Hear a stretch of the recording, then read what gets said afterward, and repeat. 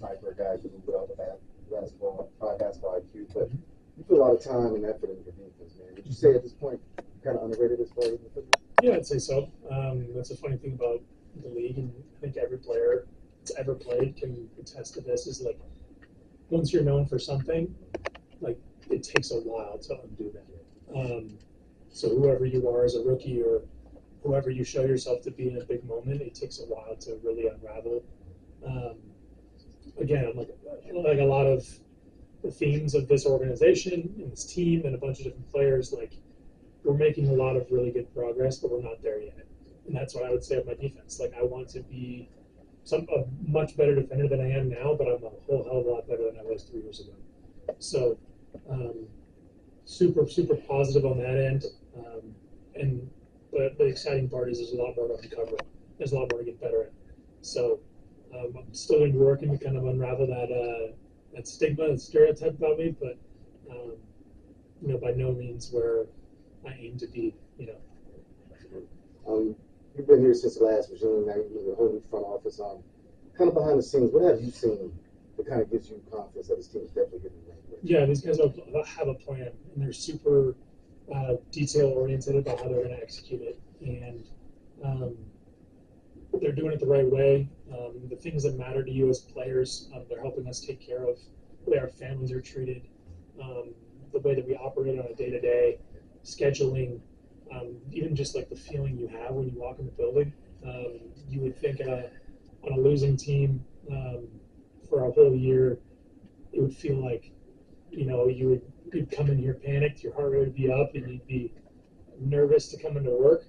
But that's the opposite of how I feel walking in here. The people in here are so genuine. They've done a great job helping us feel like we're at home when we come to work every day. And that's something that's unique across the league, I'm pretty sure. So kudos to them for kind of constructing that for us and letting us be ourselves, play the way that we play, and feel comfortable in the building. Corey, when do you expect to be able to do your full basketball activities in your recovery? Yeah, well, a couple of really good things. First of all, as far as injuries that require surgery, this one is really minor as far as recoveries go. And if you recover the way that you're supposed to and you listen to the doctor's orders, like it's like you were going to recover to a point where the surgery never even happened. And I got reevaluated like a week ago, and I'm right on track, right on time, and looking forward to like having an entire summer. I mean, if we were in the playoffs, if our season was 3 weeks longer, like I'd be playing again.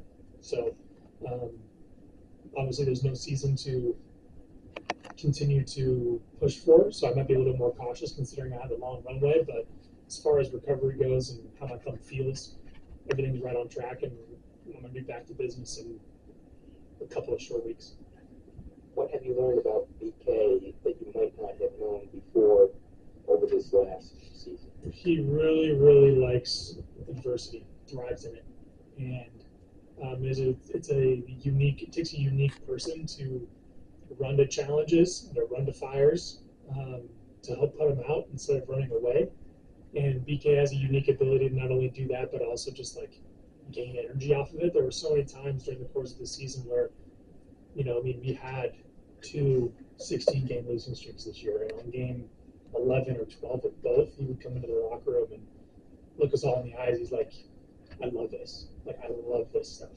I love getting better. I love adversity. I love figuring this thing out. And that's what gives BK energy. And to have a coach that is willing to like stand up and take all the bullets when the players are responsible for winning and losing games, and then also when we win and we play good, he's the first one to deflect and to give us all the credit. That's a super underrated thing, and that goes a long way as far as like credibility goes amongst players for your coach.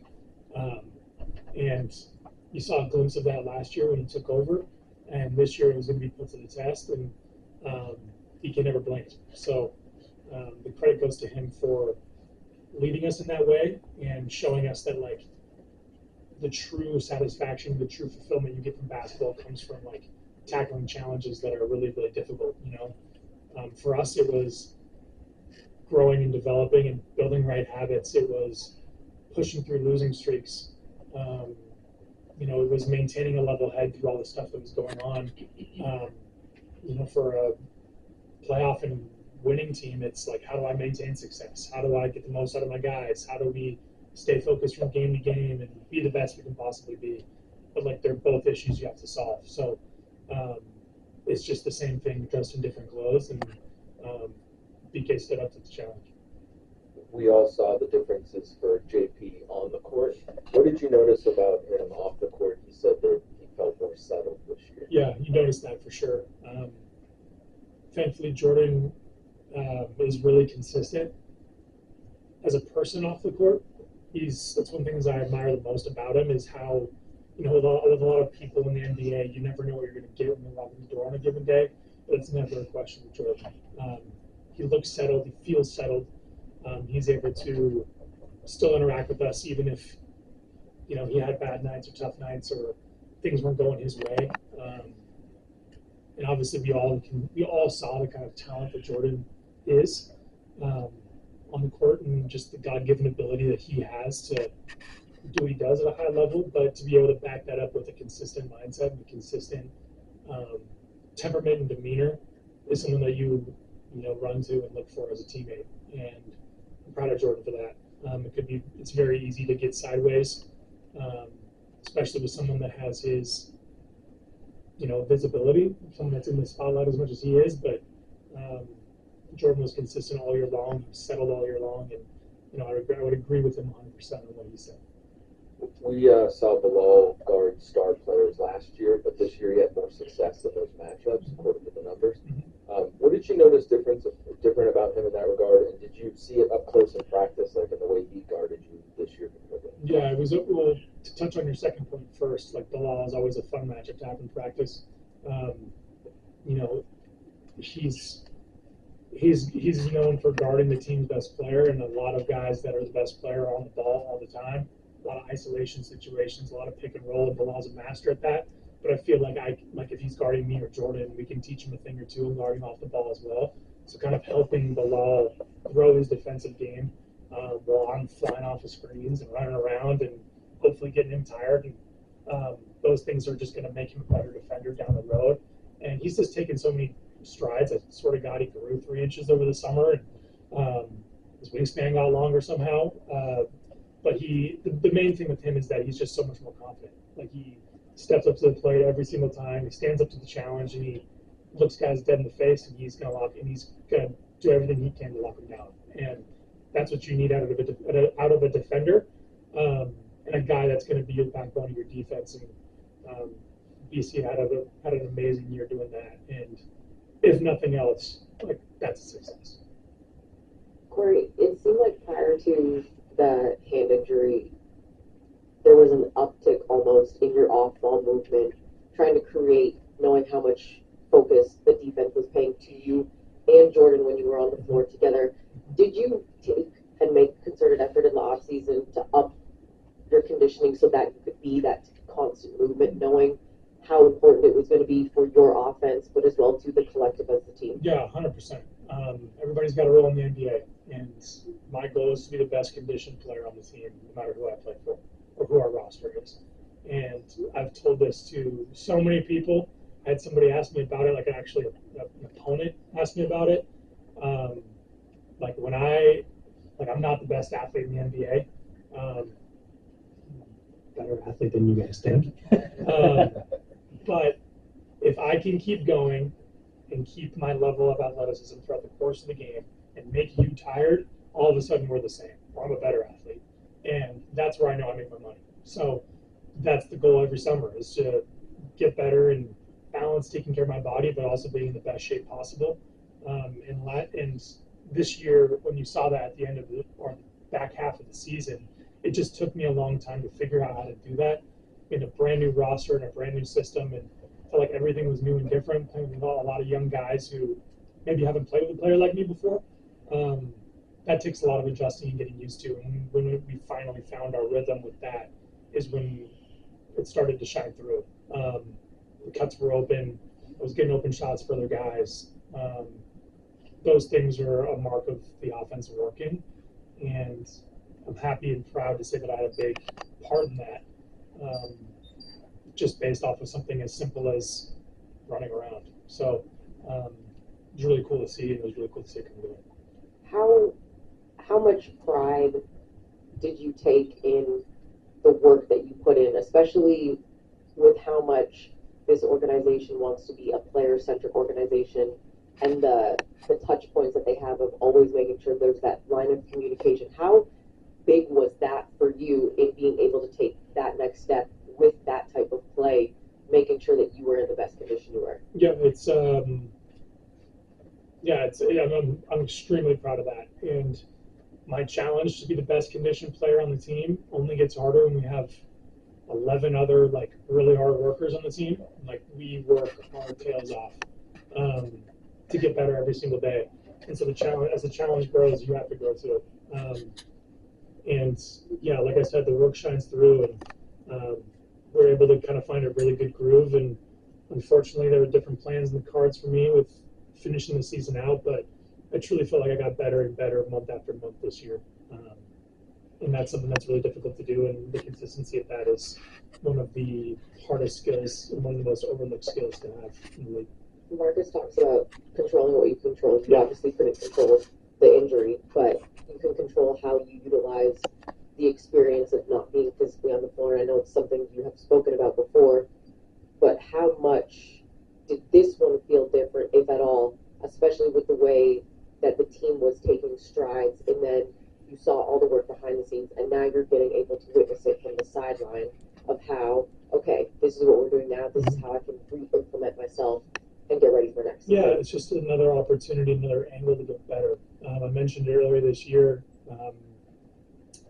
how like you don't really, it's hard to fully see the full picture coming together, for better or for worse, until you're like off the floor and you can watch a whole game, or you watch a bunch of different games. And this injury was no different than the one that I had earlier in the season. Like able to kind of take a step back and see things for what they are, and kind of implement yourself as a leader from the sidelines. And my gift as a leader isn't like pre-game speeches. It's not, like tearing people a new one. None of it's what I find to be really impactful, but I'd like to like lead in like one-on-one settings, pulling guys aside, putting a hand on their shoulder, giving them pieces of advice. And that's something that I really got to like hone in on throughout the course of being injured and being out. And I felt like I didn't really have a choice. My season was over. And so, was I either going to sit on the sidelines and throw an outfit on and look good for 48 minutes, or like was I actually going to like put in some work and try to get better? And to me, like the answer was clear. So it was just another opportunity to improve and grow, and really another thing that I'm proud of this year. Happy to say that I did get better at it. Yeah, that's great. Thanks. I'd like to also second Fitz's point. Thanks. With the volume and difference of the 3-point shots you take, what is the target percentage that you look for? Yeah. Selfishly, it's over 40.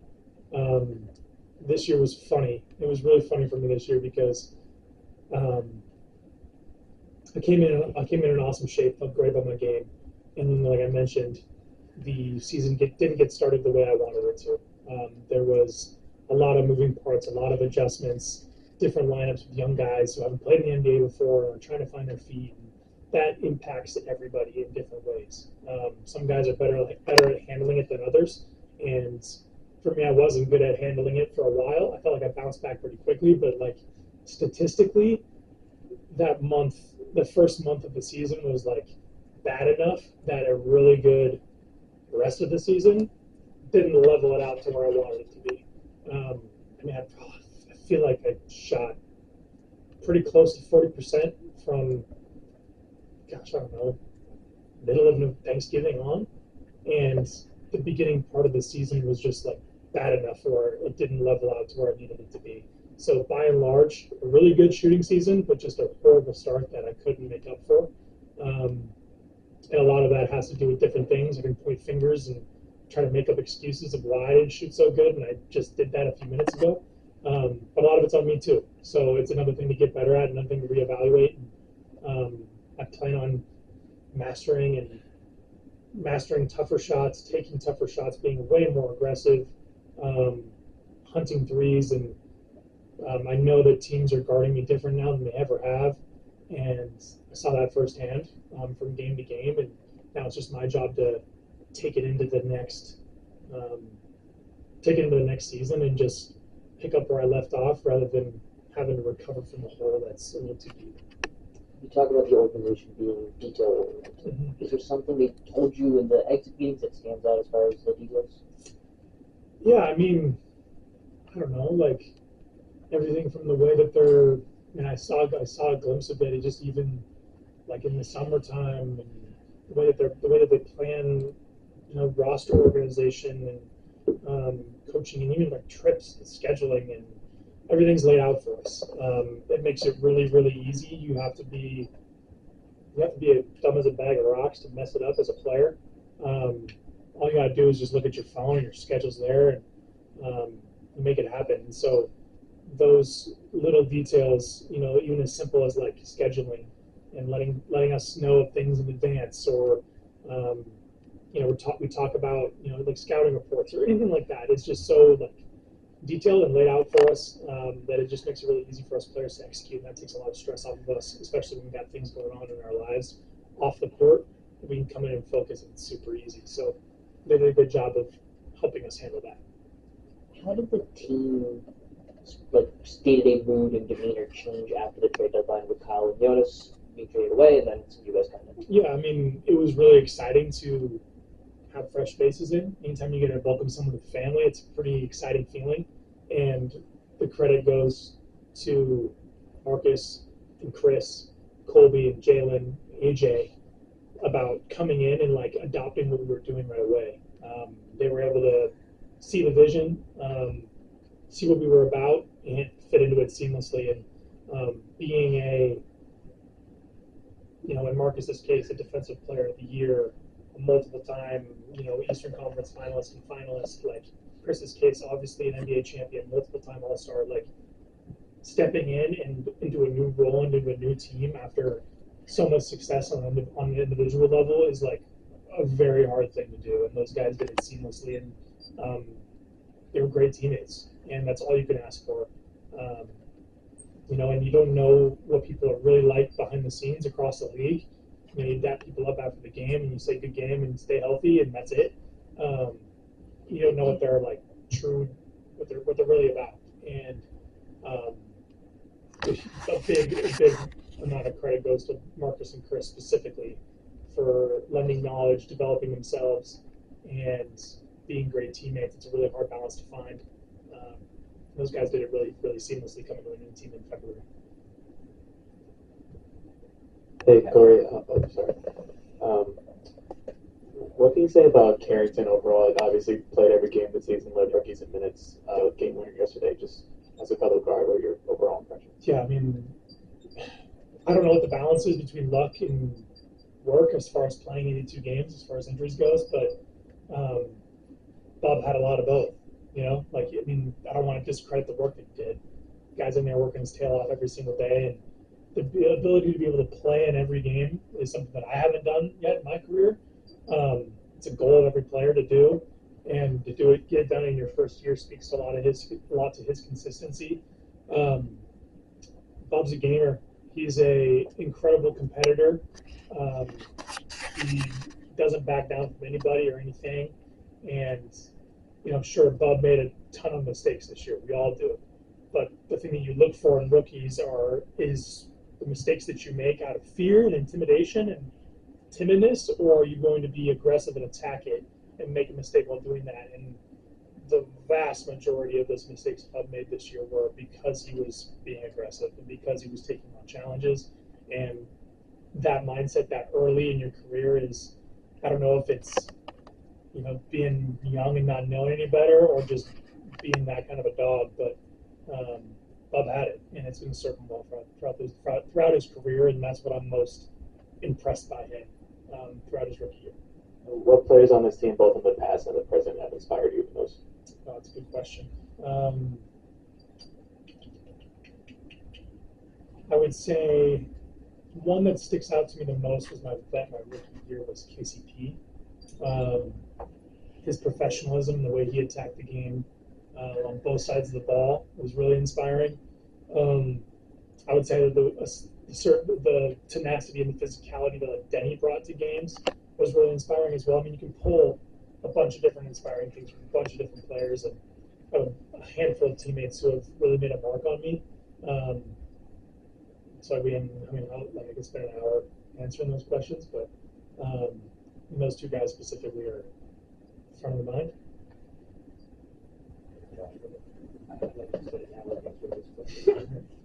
What are your thoughts on Yeah, wow, incredible talent, amazing feel for the game at such a young age. You can tell he's played, high level professionally, against grown men his whole life.